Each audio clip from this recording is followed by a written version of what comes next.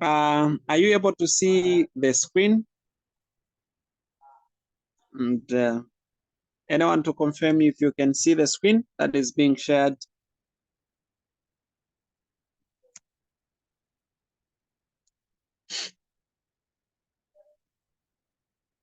Hello, Clara, are you able to see the screen?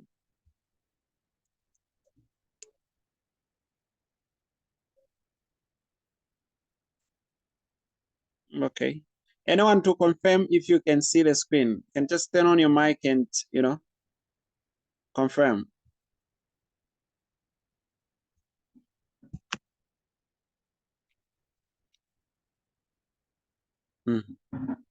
Colleagues, you can turn on your mic and confirm if you can see the screen. We move on.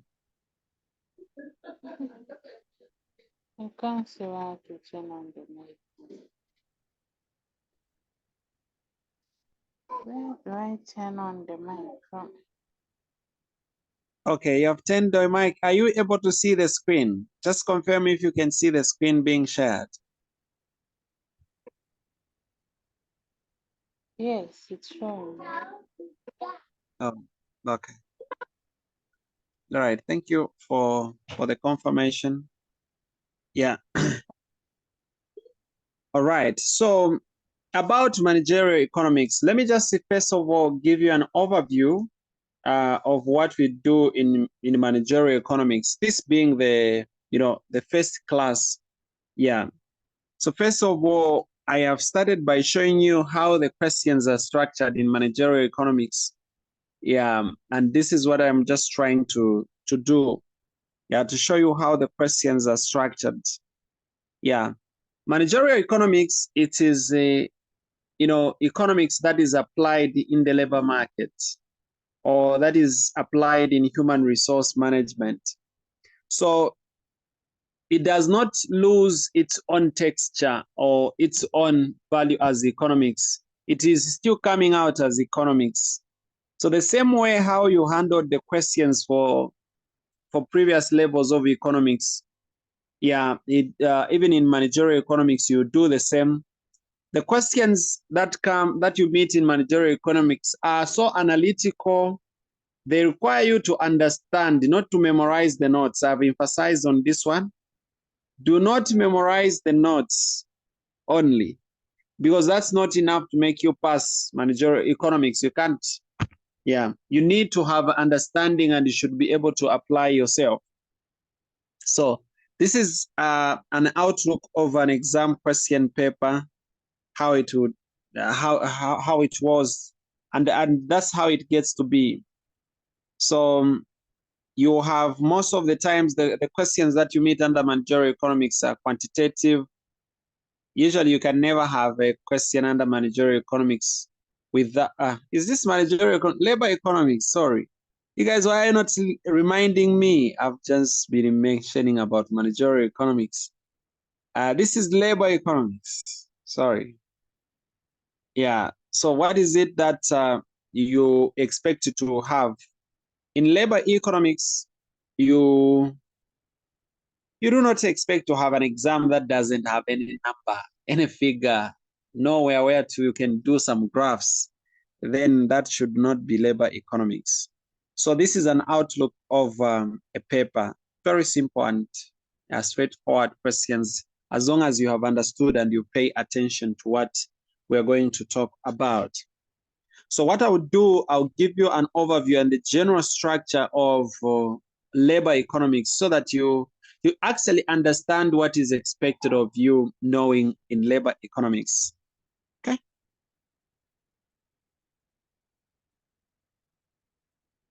These people are not answering my questions. Are you able to hear me? Maureen, are you able to hear me? Yes, I should. sir. Loud and clear. Oh, okay. Thank you. You've seen the exams, the exam questions that they are not hard, right?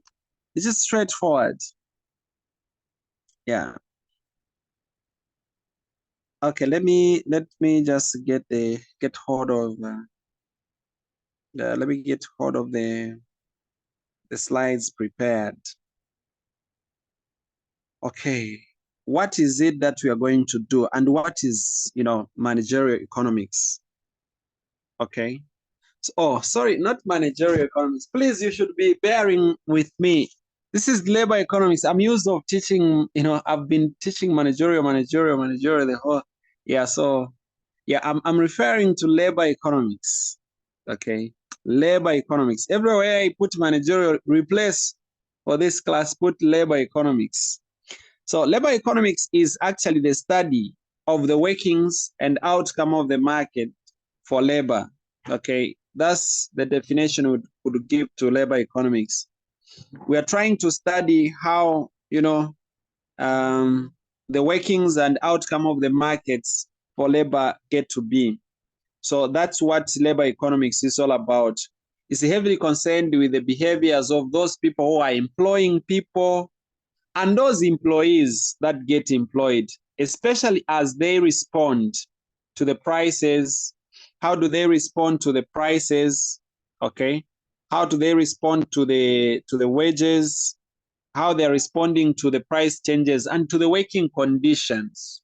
So when the working conditions have changed, what do your employees do? What do the employers, do, or how do they react? Okay, that's what we study in that's what we study in managerial economics, in labor economics, sorry. So with labor economics, you start the relationship between the wages and the employment opportunities. Okay, what's the relationship between how much people get paid and how many of the opportunities, the employment opportunities are there and that are available? What could be the relationship between the wages, those are salaries of the people, and the employment opportunities available? Those are conversations you hold in labor economics. You also study the interaction of, the wages, the income, and the idea behind, or the work behind decision making process. So you do that in the labor economics.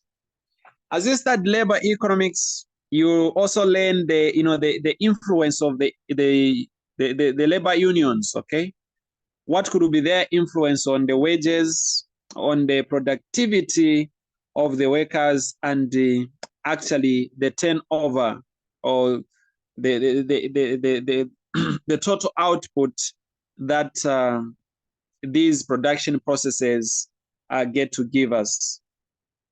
So these are some of the things that you study in the labor economics by definition. So far, do I have any question?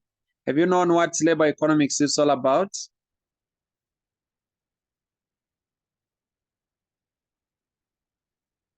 Hello?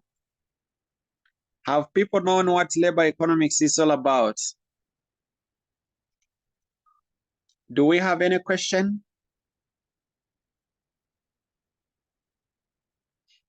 We are following. Okay.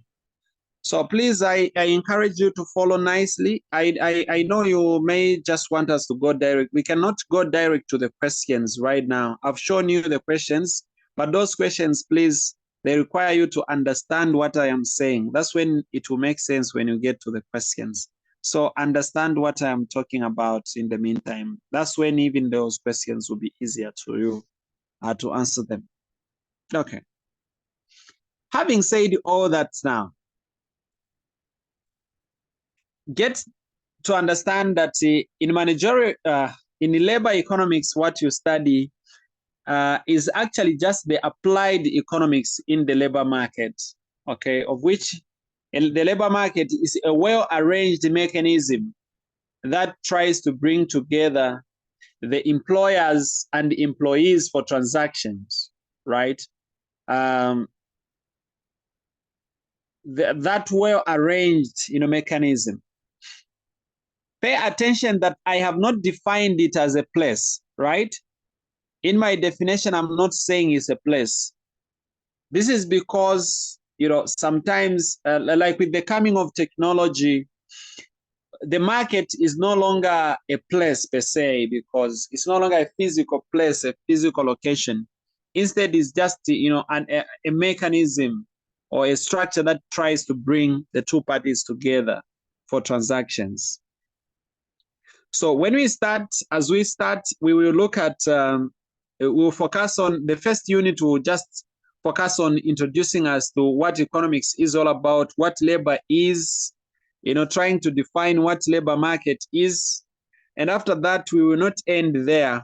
We'll actually have some time to talk about the factors that determine the size and the composition of the labor force. So what determines the labor force? Like the labor force, by the way, is referring to the sum of people who are unemployed plus the people who are employed. That's the labor force. So in a given economy, what determines the composition or the size of this labor force? So we will have time to actually look at that. So don't worry about that. We will ask ourselves the questions such as, is, you know, labor economics important to the economy, right? Is the labor economics very important to us? Then we'll look at the importance of labor economics and the general scope of labor economics. When we just do that, then that will be right. We will be okay and ready to start the labor demand. Okay, as a unit, we'll study the demand of labor. Now, who is demanding labor? Maybe I should ask this question to the class. Whom do you think is demanding this labor?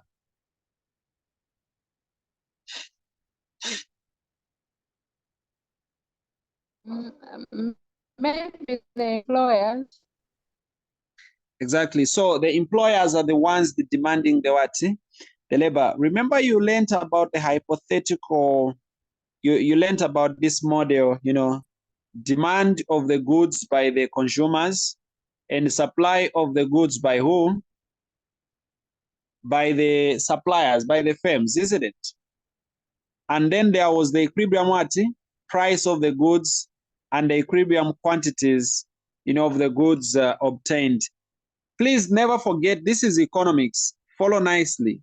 So now, what we are trying to do, we are applying this same model into labor economics. See what happens as we are applying this model into the labor into the into human resource management. See that the demand here now is of labor. Even the supply that we have is of labor. Okay. The price that we have is not the price of a commodity, it is a price of labor. So the price of labor is wage. Are you able to see that? Are you able to follow so far? Is the class following? Are you able to hear me clearly? Yes, sir. Okay. So thank you. These are the quantities or the units of labor that can be employed. Okay. These are the units that can be employed. And this is called the equilibrium wage. Okay. The wage that brings the labor market into equilibrium. That is called the equilibrium wage, where the people who are willing to work, who have supplied their labor, is actually equal to what the companies demand. Is that clear?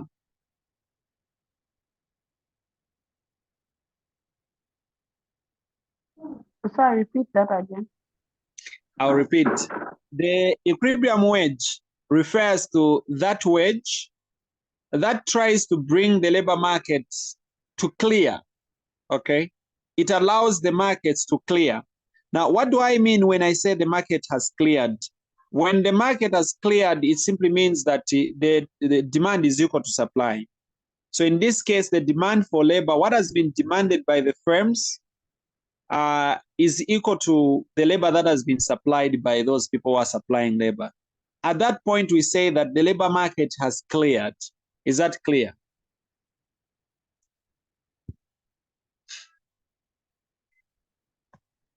And you should pay attention to the way how we are using the language so that you don't, find challenges, Yeah, because the language that we'll be using it to be purely economic as we start answering the questions.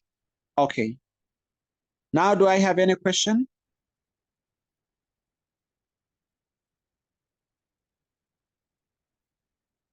Okay, so I've just introduced this model to you right now. So we have got the demand. This is what we are focusing on this time around. It's just demand. Forget about supply for us for now.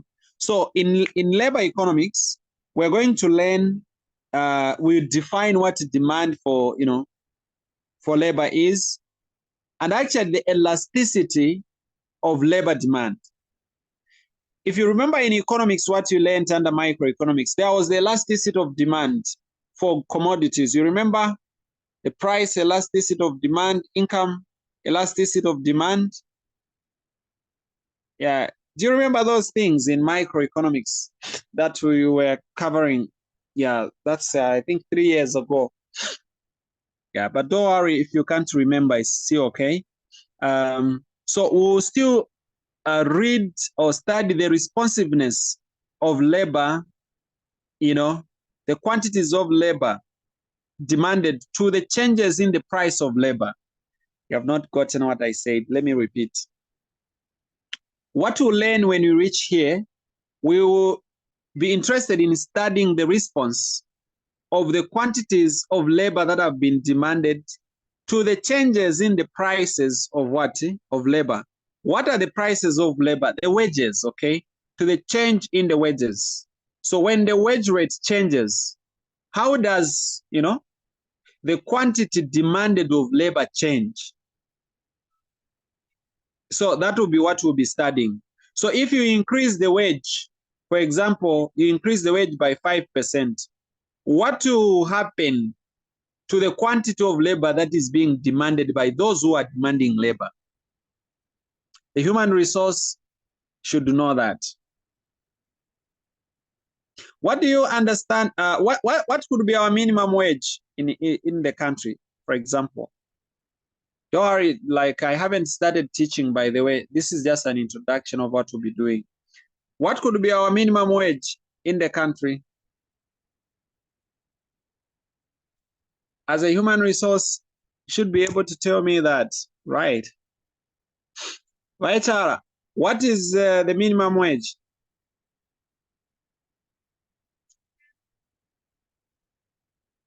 Hello?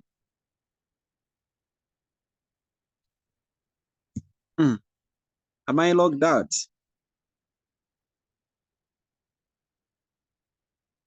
Okay. But you are able to hear me, right? Yes, sir. Okay. We don't know the minimum wage, like our minimum wage in the country. A very good assignment to give to students to research. So the HR has been given an assignment to research that by tomorrow we meet next time we share the minimum wage. That's right. Now imagine there is this equilibrium wage, okay? Then the government comes in and sets the minimum wage, and this minimum wage is above this normal wage, the equilibrium wage. Okay, I want you to see what happens. Have you seen what happens to the demand? The quantities demanded of labor will do what? Will reduce, right? At this point, W2, this is the new or the minimum wage. So you set the minimum wage upward, it will reduce the quantities, of or the units of labor that has been demanded by the firms. But at the same time, it would interest you to learn that the labor that will be supplied, let me label this as Y3. Have you seen what happens to the labor that is supplied? There is the excess supply. This simply means when the wages go up, the minimum wage is above the equilibrium. A lot of people will be now willing to go to to start working and supply their labor. Okay, that's just for example, an example of that. But if we set the minimum wage down, Don't worry much about this. We're just introducing the course. We haven't started teaching. So W3 being the lower wage. Okay, if the minimum wage is below the normal wage that clears the market, look at the supply. Okay, look at how much will be supplied. People will supply Y3 units, but the firms will be able to demand Y what? Y4 units. So that is to say the demand will exceed supply. There will be a lot of demand of labor, meaning firms will be willing to employ a lot of people, but those people that the firm is willing to employ, are not willing again to supply their labor. So this is the idea behind the labor market. Are we okay? So far, have you gotten this? This is simple hypothetical model.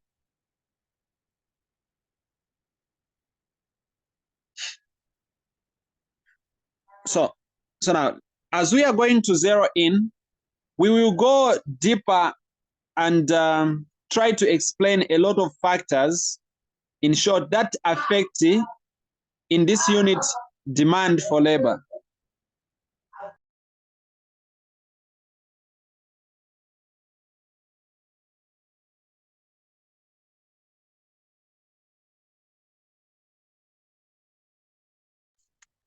All right.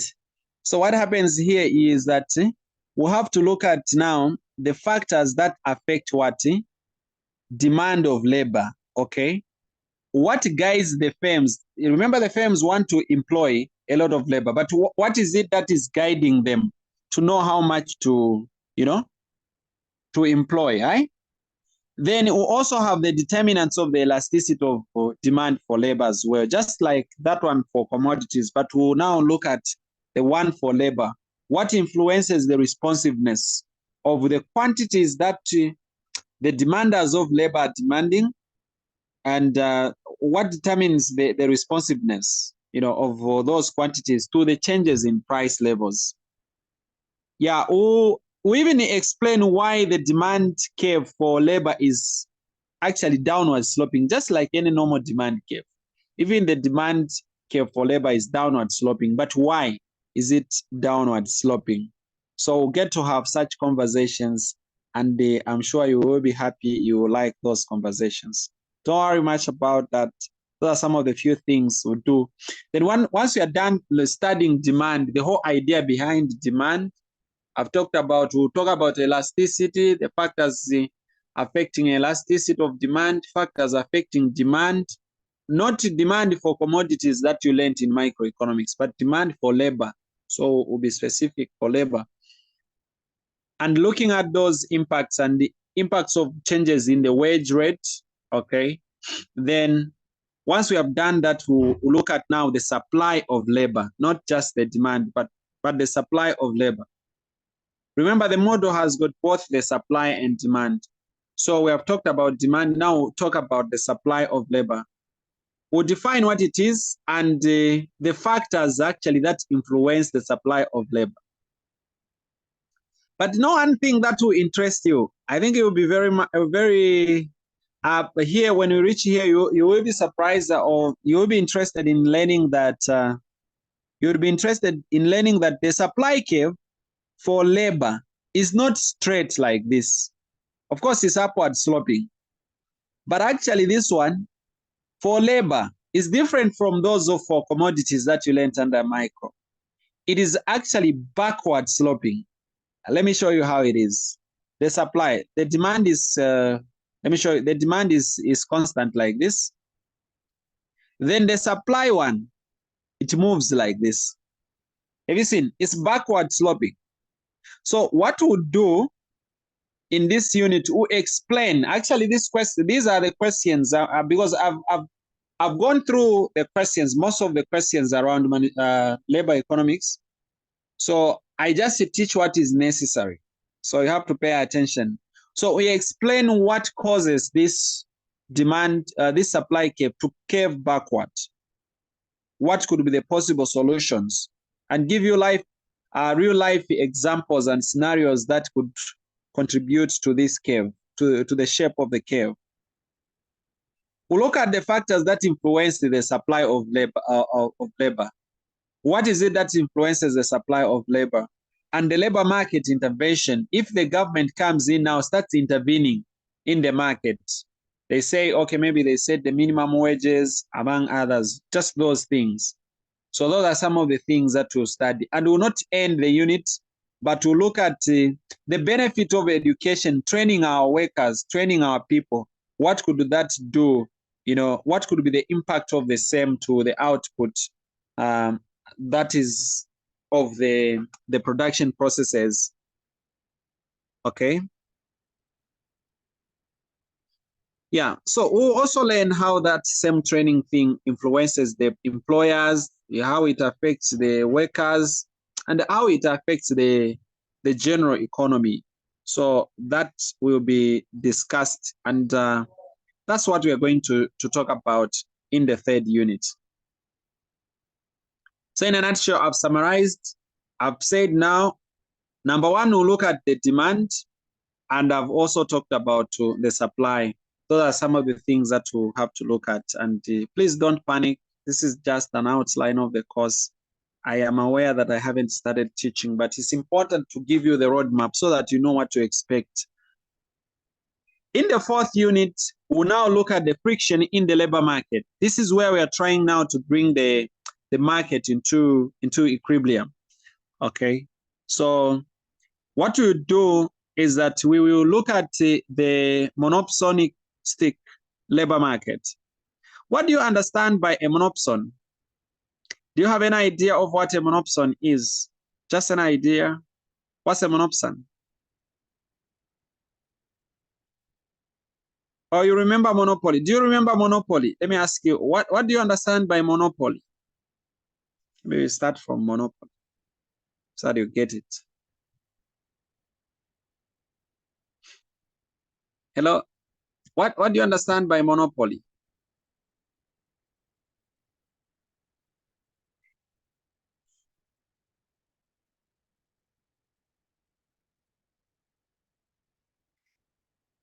HR, what do you understand by monopoly? Are we able to remember anything?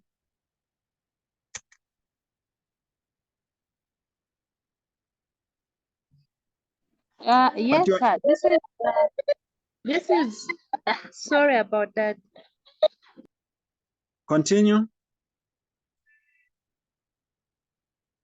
You can proceed. It is what? To say this is when a business, yes, when a business does not have competitors, like enjoying having the shares, everything in the market by itself, no competitors. Okay. All right. So when the firm is operating alone in the market, it's called monopoly. What do you think monopson is now?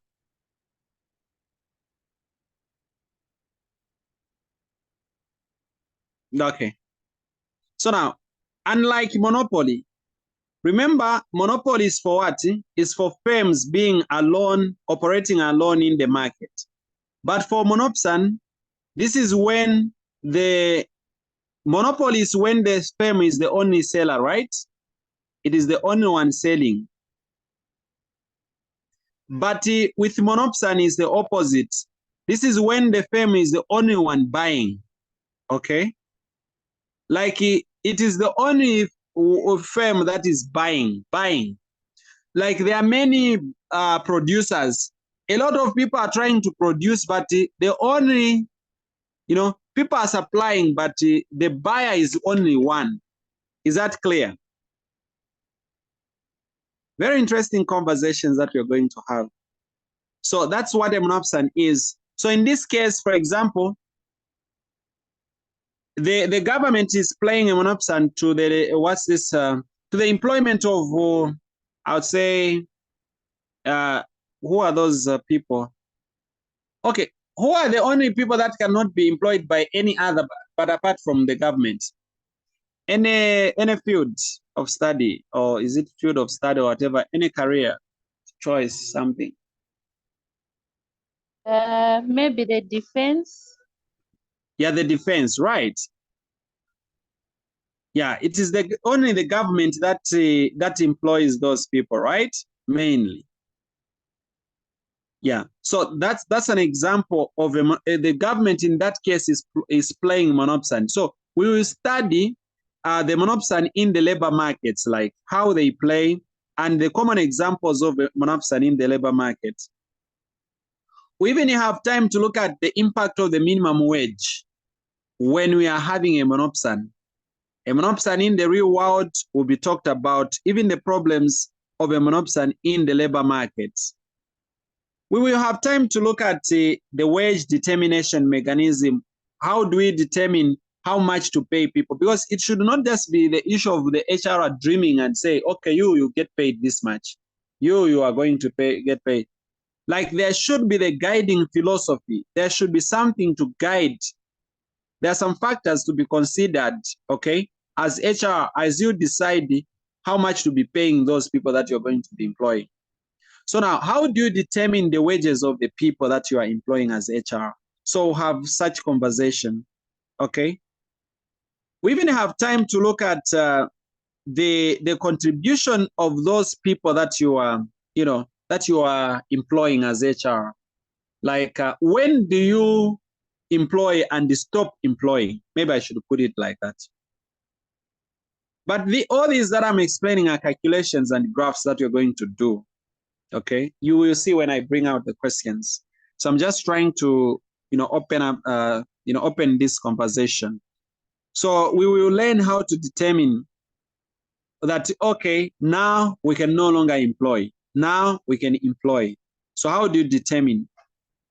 How do you decide? We will not just end there. We even have a very interesting conversation where we'll look at the payment, the remuneration, and productivity. So we'll study the motivation, how to motivate our workers. We even learn, the different theories around the theories of motivation, different theories will be expounded here. Then once we have talked about that, we even learn the different methods of paying our workers, of which some of these may not really be new to you since you did cost accounting. You learned how to cost labor, right? Some of the things you might have met them when you come to this unit, so we'll bring them here. But one thing that will be very interesting when we come here under, payment and, productivity is the idea or the concept of information asymmetry. So we'll have time to do a lot of graphs here and calculations. By information asymmetry, what we mean is that the information is not well balanced. What we mean by not balanced is that what you guys know as the employers is not equal to what those who are employed know about themselves. Let me explain this again. You see, we have situations whereby the one who wants to be employed know much about their weaknesses, they know much about themselves, they even know that if they are crooked, they are aware, but the employer does not know. That is called information asymmetry. Then at the same time, you find that you may also have the situation where the employer know much about themselves, they know about their weaknesses, they know, everything. But the one who is applying to be employed doesn't know all those things. That is the idea behind information asymmetry. We'll have very interesting questions here. They will come very practical and analytical. You will like them. I know you will enjoy this. And because of that, there is an idea behind signaling. So you learn how to signal, right? The idea that, like previously, at some point, there was no need of, taking, when you want to find a job, there was no need of taking your degrees and everything, to your certificates, to your employers. But the reason why you are taking all those certificates, papers, whatever, that's called signaling. You're trying to signal, to send a signal to them that, so that they can have an anticipation of what you are. Of course, it might not really be actual, but at least they'll have an idea. That's the idea behind signaling. We'll have all these interesting conversations. We even learn how to promote people and when to promote people. Okay. Even the standard of promotions. How do you promote people? Yeah, that would be very interesting. This time around, let me call for some questions one more time. Are you able to follow? Do you have any questions? Florence, do you have any question? No questions. I'm following. Okay. All right. If there is no question, then we will not just end the course like that. We even open the union and labor market, how they work now. So you learn the uses of how the labor union works, maybe the constraints of the labor union, okay? There are some challenges that these labor unions are facing, and the collective bargaining power of the very labor union, that will be discussed.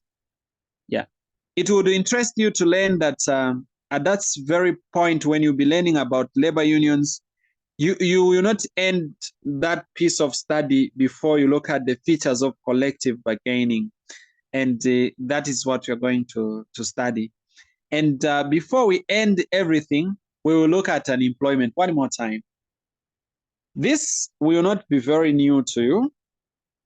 Why? Because you learned about unemployment in macroeconomics. So it's only that this time around we'll be applying this to the labor market.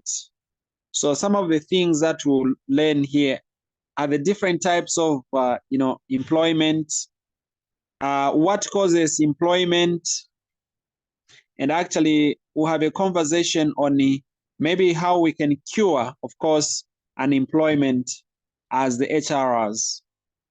And then we will, of course, look at how to apply this labor economics into our Zambian context and our Zambian setup. And this is basically what we are expected of learning in labor economics.